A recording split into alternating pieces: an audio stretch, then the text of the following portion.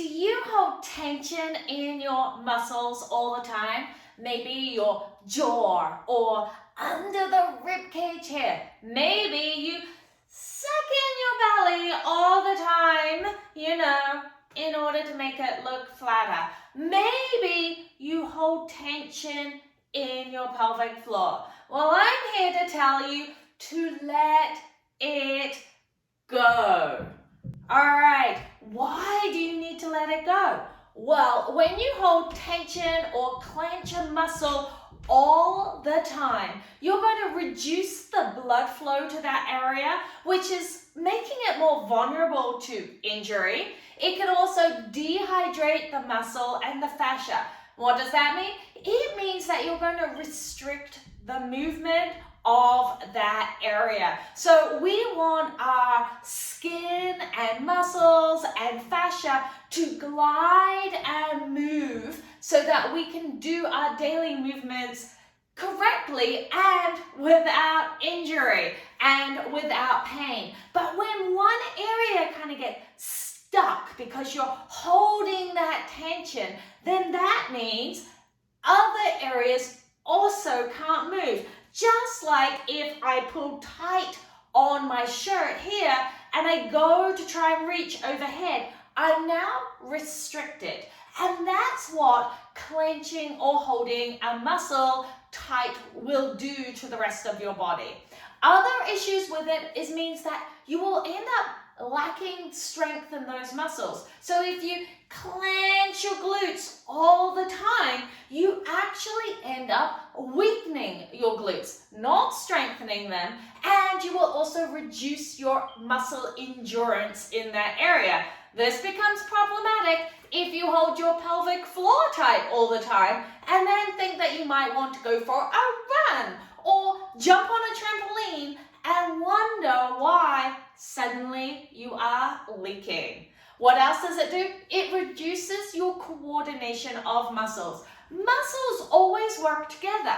So if you are holding one area tight all the time, then something else is being affected or impacted as well. Think of it like the bicep and tricep. If you held your bicep tight the whole time, now your tricep, which is the back of your arm, can't work. And it's in that lengthened and weakened state the whole time. In fact, when your arms, you hold them normally relaxed by your sides. So neither the bicep nor the tricep are under tension. So that when you want to bend your arm and lift something, you can do that because your muscle is ready to go. When you want to straighten your arm or extend it backwards, your tricep is ready to contract. If, however, you continue to hold your arm or your bicep contracted the whole time, then in order to work your tricep, you need to relax the bicep in order to work and contract the tricep, which isn't the way our muscles are coordinated to do. It should be ready to go when we want them. So let's take an example of sucking in all the time. So whether it's to put on those jeans and suck in and hold them tight, or just something that you are naturally doing all the time in order to maybe make your belly look a little flatter. What will this do to your abs or your stomach? Well, one, it will stop or restrict your breathing pattern, causing it to be up in your chest much more. And when your breathing is up in your chest like this, we start tightening into our back and we don't allow our diaphragm to drop and relax down. What does that mean? It means our breathing is not connecting with our pelvic floor, which can in turn cause pelvic floor issues. So sucking in here can cause breathing issues and pelvic floor issues.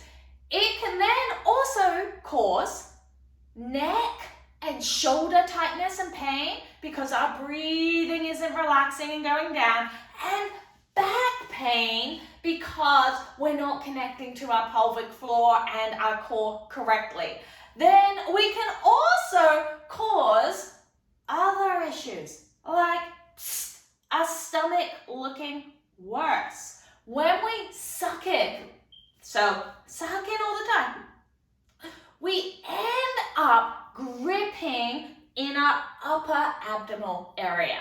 Okay, so this area starts gripping down and working really hard in order to do that suck in. But when we do that, that means our lower abs and our pelvic floor get weak because they're not being used correctly, because we're only using this area to suck in and work really hard in that area, and this area starts getting weaker. What does that mean for you?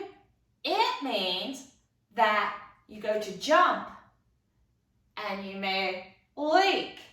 You go to laugh and you might leak. You go to cough and you might leak.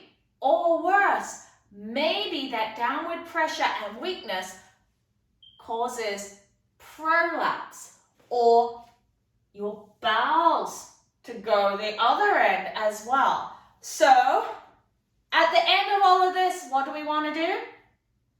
We want to relax. Let it go. Allow your stomach, your pelvic floor, your glutes to relax. Not sure how? Start by just relieving tension. Give yourself a wiggle.